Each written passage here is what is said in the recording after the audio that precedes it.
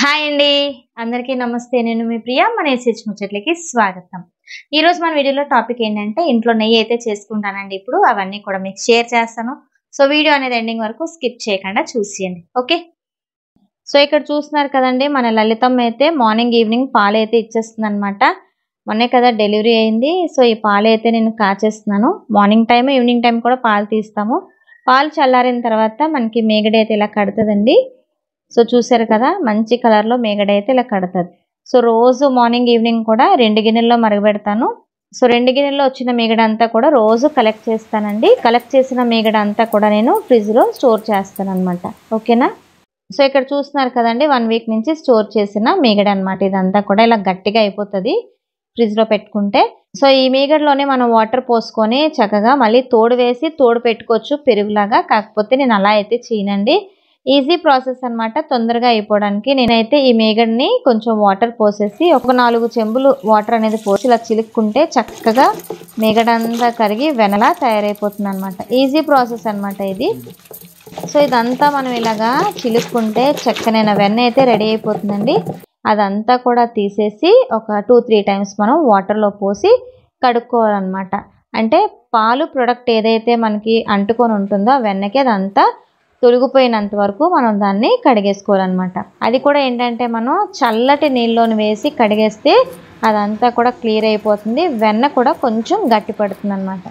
So ఇక్కడ చూస్తున్నారు కదా ఎలా చేసుకుంటున్నానో. ఈజీ ప్రాసెస్ అండి ఇదైతే నాకు.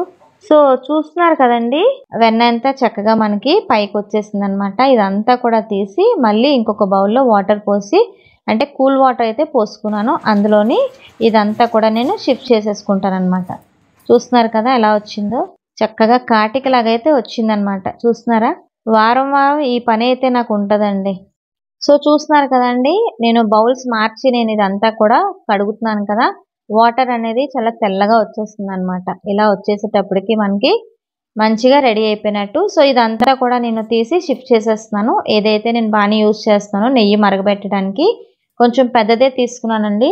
ఎందుకంటే నాకు మజ్జిగ చేసుకున్నప్పుడు కూడా మనకి వెన్న అయితే వచ్చేస్తుంది. అది కూడా నేను స్టోర్ చేసుకుంటాను. ఆ రెండు కలిపి నెయ్యి కాస్తాను కాబట్టి కొంచెం పెద్ద బాణీయే యూజ్ చేశాను. చూస్తున్నారు కదా ఇక్కడతో ఈ ప్రాసెస్ అయితే అయిపోయిందండి. ఇప్పుడు ఏంటంటే మనకి పెరుగు తోడు పెట్టుకుంటాం కదండి. పెరుగు తోడు పెట్టినప్పుడు కూడా దాని మీద మనకి మీగడ కడుతుంది. చూస్తున్నారా? ఆ మీగడైనా మనం స్టోర్ చేసుకోవచ్చు. చక్కగా దీంతో పాటు మనం చిలుక్కొని నెయ్యి తయారు చేసుకోవచ్చు. నేనేంటంటే పెరుగులో ఉన్న మీగడ అయితే నేను అలా అట్టే వదిలేసి పెరుగు అంతా కూడా నేను చిలికేస్తాను అనమాట. చిలికిన తర్వాత కూడా మనకి చక్కనైన వెన్న అయితే రెడీ అవుతుందండి. పెరుగు చూసారా చక్కగా బిళ్ళల్లాగా భలే వస్తున్నాయి. బాగుంది కదా. చిక్క పెరుగు అనమాట. ఇదంతా కూడా నేను మళ్ళీ వాటర్ పోసేసి చక్కగా మంచిగా బటర్ మిల్క్ అయితే రెడీ చేస్తాను. సో మనకి ఆ బటర్ మిల్క్ నుంచి మంచి వెన్న అయితే వచ్చేస్తుంది. సో అది కూడా మీకు ఒకసారి షేర్ చేస్తాను, చూసేయండి. ఇక్కడ చూసారు కదండి బటర్ మిల్క్లో నుంచి మనకి ఎంత వెన్న అయితే వచ్చిందో. ఇదంతా కూడా రోజు కలెక్ట్ చేసి దీన్ని కూడా మనం ఫ్రిడ్జ్లో పెట్టేసుకోవాలన్నమాట మీగడతో పాటు. చూస్తున్నారు కదా ఎక్కువే వస్తుందండి. ఆవు పాలు కదా చాలా చిక్కగా ఉంటుంది. ఇదంతా కూడా మనం ఇంకొక బాక్స్లోకి తీసుకొని స్టోర్ చేసేసుకోవడమే ఫ్రిడ్జ్లో. సో ఇది కూడా నా దగ్గర 1 వీక్ నుంచి స్టోర్ చేసింది ఉంది. ఇప్పుడు తీసింది కూడా నేను వేసేస్తున్నాను. అయితే ఇంకొక బాక్స్లో కూడా రెడీగా ఉందన్నమాట. అది కూడా మీకు చూపిస్తాను. సో చూడండి ఇంకో బాక్స్లో పెట్టిన వెన్న అయితే ఫ్రిడ్జ్లో నుంచి తీసానండి. కొంచెం గట్టిగా ఉందన్నమాట. చూస్తున్నారు కదా ఇది కూడా అదే సేమ్ ప్రాసెస్లోనే మనం ఒకసారి వాటర్లోని కడిగేసుకోవాలన్నమాట. ఒక 2-3 టైమ్స్ అలా కడిగేసుకుంటే సరిపోతుంది. చూస్తున్నారు కదా వాష్ చేసుకున్న తర్వాత దీన్ని యాజ్ ఇట్ ఈజ్ మనం ఏదైతే మనం ప్రాసెస్ ముందుగా చేసుకున్నామో మీగడతో ప్రాసెస్ దాంట్లోని ఈ వెన్నంతా కూడా కలిపేస్తాను అనమాట. రెండు ఒకసారి నాకు పని అయిపోతుంది, ఈజీగా ఉంటుందని చెప్పి ఈ ప్రాసెస్ అయితే నేను ఎప్పుడు ఇలానే చేసుకుంటాను. సో అందుకే అదే ప్రాసెస్ మీకు షేర్ చేస్తున్నాను. సో చూస్తున్నారు కదా ఇది కూడా వాటర్ అనేది మనకి చాలా తేటగా వచ్చేయాలన్నమాట. అంతవరకు మనం దీన్ని ఒక 2-3 టైమ్స్ ఇలాగా కడిగేసుకోవాలి. సో ఇలా చేసుకోవడం వల్ల ఒక 2-3 టైమ్స్ మనకి పని ఉన్నదని అనుకోకుండా మనం ఏంటంటే ఇలా మనం వాష్ చేసుకోవడం వల్ల నెయ్యి మనకి తేటగా వస్తుంది. అలాగే ఏంటంటే వాసన లేకుండా మంచి సువాసన గల నెయ్యి అయితే మనం తయారు చేసుకోవచ్చు అనమాట. అదే పాలు ఎక్కడైనా ఉండిపోయాయి అనుకోండి అది వేరే స్మెల్ కింద వస్తుంది. సో అందుకే మనం చక్కగా దీన్ని 2-3 సార్లు వాష్ చేసుకుంటే మంచి నెయ్యి ప్రిపేర్ చేసుకోవచ్చు. సో ఈ రెండు కూడా నేను అందులో కలిపేసి ఇంకా స్టవ్ వెలిగించి పొయ్యి మీద పెట్టేసుకొని ఫస్ట్ ఒక 3 మినిట్స్ అనేది నేను హైలో పెడతానండి. తర్వాత మీడియం ఫ్లేమ్లో పెట్టి ఒక 1.5 అవర్ అనేది మరగబెట్టుకుంటానన్నమాట. ఎందుకు ఇంత పెద్ద బాణీ పెట్టానంటే ఇది కొంచెం పొంగుతుందండి. బాయిల్ అవుతున్నప్పుడు అదే ప్రాసెస్లో పొంగుతూ ఉంటుంది. ఇంకో పని చేసుకోవచ్చు కదా అని చెప్పి నేను పెద్ద బాణీ అయితే పెట్టేశాను. టైం అయితే అసలు వేస్ట్ చేయను. సో అందుకనే ఇంత పెద్ద గిన్నెలో పెట్టేశాను అనమాట. ఇదంతా కరిగినంత వరకు మనం చక్కగా తిప్పుతూ ఉండాలి. చూడండి భలే ఉంది. సో ఈలోగా ఏంటంటే మజ్జిగ అయితే చిలికాను కదండి. పిల్లలు స్కూల్కి వెళ్ళే టైంకి మజ్జిగ రెడీ చేసి ఇచ్చేస్తే వాళ్ళు చక్కగా కమ్మగా ఉంటుంది కాబట్టి తాగుతారనమాట.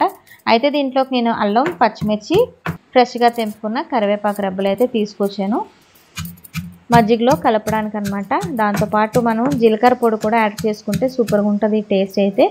సో ఆ ప్రాసెస్లో మజ్జిగ అయితే ఎప్పుడు చేసుకుంటూ ఉంటాం. ఇలా చక్కగా మనం చిత్తబత్త దంచుకోవాలండి. మిక్సీలో వేసినా అయిపోతుంది. కాకపోతే ఇలా కచ్చాబెచ్చా దంచుకుంటే మనకి టేస్ట్ అయితే బాగుంటుంది అనమాట. మిక్సీలో అయితే పేస్ట్లా అయిపోతుంది. సో ఇలా అయితే టేస్ట్ బాగుంటుంది. ఒకసారి మీరు కూడా ట్రై చేయండి. సో చూసారు కదండి, ఇలాగా కచ్చబచ్చ మనం దంచుకున్నది ఇదంతా కూడా నేను మజ్జిగలో పోసేస్తాను.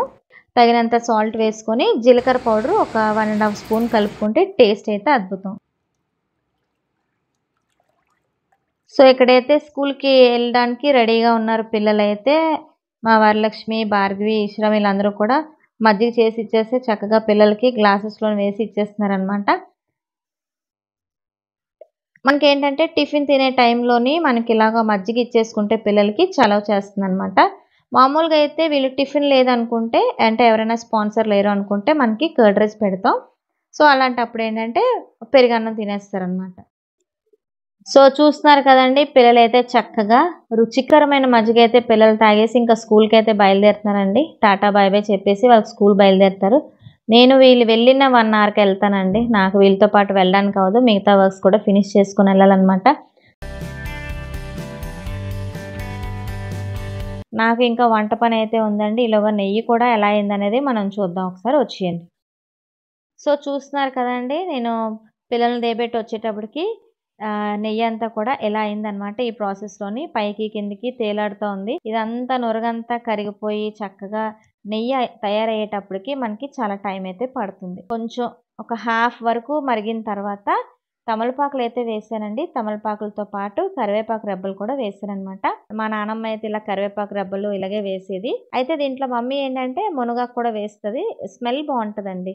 ఆ ఫ్రేగ్రెన్స్ అనేది మంచిగా వస్తుంది అనమాట. మనకు ఒక 45 మినిట్స్కి ఇలా అయిపోతుంది. నెయ్యి అనేది చూస్తున్నారా ఎలా కనిపిస్తుందో. మనకి నొరగంతా కొంచెం తగ్గుతా వస్తుంది అనమాట. ఇంకొక 20 మినిట్స్ అయితే ఆ నొరగ కూడా రాదండి. చక్కగా ఆయిల్ లాగా మనకి నెయ్యి అనేది బయటికి తేలుతూ కనిపిస్తుంది. అది కూడా మీకు షేర్ చేస్తాను చూడండి. సో చూస్తున్నారు కదండి, ఇలా అయితే మనకి నెయ్యి అనేది పైకి వస్తుంది అనమాట. అయితే పిల్లలకి గోదావరి అంటే ఇష్టం అండి. ఎప్పుడు చేసినా గోదావరి షుగర్ వేసి పెడతానమాట. సో ఇదంతా ఇలా కలెక్ట్ చేసి షుగర్ వేసి ఉంచేస్తే పిల్లలు ఈవినింగ్ ఎవరికి నచ్చిన వాళ్ళు తింటారు. ఇక్కడ చూస్తున్నారండి, చల్లారిన తర్వాత నెయ్యి అయితే ఇలా ఉందన్నమాట. పిల్లలకి గోదావరి అంటే చాలా ఇష్టం. అందుకే గోదావరి కోసం కొంచెం అలా ఉంచేస్తారనమాట. సో ఈ పై నెయ్యి అంతా కూడా మనం వడకట్టేసుకుందాం. చూసారా ఎంత గోదావరి వచ్చిందో. ప్లెయిన్గా కూడా చేసుకోవచ్చు గోదావరి రాకుండా. కాకపోతే పిల్లలు ఇష్టపడతారండి గోదావరి. పంచదార వేసుకొని తింటే సూపర్గా ఉంటుంది అనమాట. ఇవన్నీ మా నాన్నమ్మ అలవాట్లు. సో ఇదైతే మనం ఇప్పుడు వడపోసుకుందాము. సో ఇక్కడ స్టెయినర్ అయితే యూజ్ చేస్తున్నానండి. ఇదంతా కూడా నేను వడపోసుకుంటాను. ఎంత నెయ్యి వచ్చింది అనేది చూద్దాం. మంచి వాసన గుమాయించేస్తుంది అనమాట. అయితే మనం దేవుడికి పెట్టేది మనం వాసన చూడకూడదండి. దేవుడికి వాడుతూ ఉంటాం కదా, కానీ వాసన మనం ప్రత్యేకించి చూడకపోయినా అది వచ్చేస్తుంది. మరి కల్తీలు అయితే ఏం ఉండవు. మనం ఇంట్లో ఇలా తయారు చేసుకుంటే చాలా ఈజీ అండి. కాకపోతే కొంచెం టైం పడుతుంది అంతే, అంతకుమించి ఏం కాదు. కరివేపాకు కూడా మంచిదే కాబట్టి పంచదార పోసేస్తే చక్కగా తింటారు. సో ఇది ఇలా మనం స్టెయినర్లో వేసేసి ఇలా ఒకసారి స్పూన్తో కానీ ఏదన్నా గరిటతో కానీ ఇలాగా నొక్కేసుకుంటే చక్కగా ఉన్న నెయ్యి అంతా కూడా వచ్చేస్తుంది అనమాట. సో చూసారు కదండి, ఒక్క 1.5 అవర్ కష్టపడితే మనకి మంచి నెయ్యి అయితే వచ్చింది. ఎప్పటికప్పుడు ఇదంతా ఒక వారం దండి అంతే. సో ఎప్పటికప్పుడు మనం ఇలా నెయ్యి ప్రిపేర్ చేసి పెట్టుకుంటే హ్యాపీ అనమాట. ఒకసారి ఎక్కువ చేయాలన్నా కష్టం, అయినా వారం రోజులదే ఎక్కువ అనిపిస్తుంది నాకైతే. సో ఇదంతా ఉంది కదండి, ఇదిగోండి గోదావరి. ఇందులోని షుగర్ వేసుకొని తింటారనమాట. సో ఈ జార్లో పోసి పక్కన పెట్టేసుకుంటే మనం మందిరంలోని ఎప్పుడు కావాలంటే చక్కగా అప్పుడు దీపాలకి మనం వాడుకోవచ్చు అనమాట. ఆ కలర్ చూసారండి ఎంత బాగుందో. అయితే ఇంకో జార్లో కూడా చిన్న జార్లో తీసి తులసమ్మ దగ్గర పెట్టేస్తాను, అది వేరేగా. మనం ఫస్ట్ ఇలా దేవుడికి ప్రిపేర్ చేసేసుకుంటే బెస్ట్ అనమాట. సో చూసారు కదండి, ఒక జార్ ఫుల్గా వచ్చింది, అక్కడితో ఆపేస్తున్నాను. ఎందుకంటే మూత వేసుకోవడానికి కొంచెం ప్లేస్ అయితే ఉండాలి. ఇంక ఇది ఇలా మనం వాడకుండా అట్టే పెట్టేసుకోవాలండి, దేవుడికి అట్టే పెట్టేసుకుంటే సరిపోతుంది అనమాట. అయితే ఇప్పుడు నేను తులసమ్మకు కూడా వేరేగా పెడతాను. ఇదైతే పైకి కిందికి తిరగకుండా తులసమ్మకి వేరేగా సెపరేట్ చేసేస్తానండి. ఇంకా మనకి దసరా నవరాత్రులు అయితే మనకి నెయ్యితోనే పని కదా. ఇంకొంచెం ఉండిపోయిందండి, ఈ జార్లో వేసి ఈ ఫ్రిడ్జ్లో పెట్టేసుకుని సరిపోద్ది. అది అయ్యేలోగా ఇది మనకి మంచి యూజ్ అవుతుంది అనమాట. సో కరెక్ట్గా అయితే మనకు వచ్చింది. సో చూసారు కదండి, మనకి నెయ్యి అయితే ప్రిపేర్ అయిపోయింది. ఎంత బాగుందో చూస్తున్నారా, కలర్ అయితే చాలా బాగుంది కదా. సో ఇలా అయితే అయినాయండి. ఇదైతే నేను దేవుడి గదిలో పెట్టేసుకోవడానికి, ఇవి తులసమ్మ దగ్గర, ఇవి ఇంట్లోకి. అంటే మళ్ళీ ప్రిపేర్ చేసుకుంటాను, ఇంట్లో కూడా ఎక్కువ నెయ్యి వాడతాం అనమాట. ఎందుకంటే ప్రసాదాలు అవి చేస్తూ ఉంటాం, పిల్లలకి పరమాన్నం కానీ లాడులు కానీ ఎక్కువ ప్రసాదాలు అవి చేస్తూ ఉంటాం కదండి. దానికోసం అయితే నెయ్యి అయితే నేను ఎక్కువే వాడతాను అనమాట. ఎప్పటికప్పుడు ఇంట్లో నెయ్యి అనేది ఇలా ప్రిపేర్ చేసుకుంటూ ఉంటాను అనమాట. చూసారు కదా ఎంత బాగుందో నెయ్యి అనేది. సో ఇక్కడ చూస్తున్నారు కదండి, గోదావరి అయితే ఇలా వచ్చిందనమాట. ఇంకా మనం బ్రౌన్ కలర్లో వేయించుకుంటే నెయ్యిని ఇంకా చాలా బాగుంటుంది. అయితే అది క్రిస్పీగా అయిపోతుంది అనమాట, టేస్ట్ అయితే ఉండదు. సో నేనైతే ఇలా కొంచెం బ్రౌనిష్ కలర్లో రాగానే ఆపేస్తాను అనమాట. ఇలా అయితే తినడానికి కూడా బాగుంటుంది పిల్లలకి.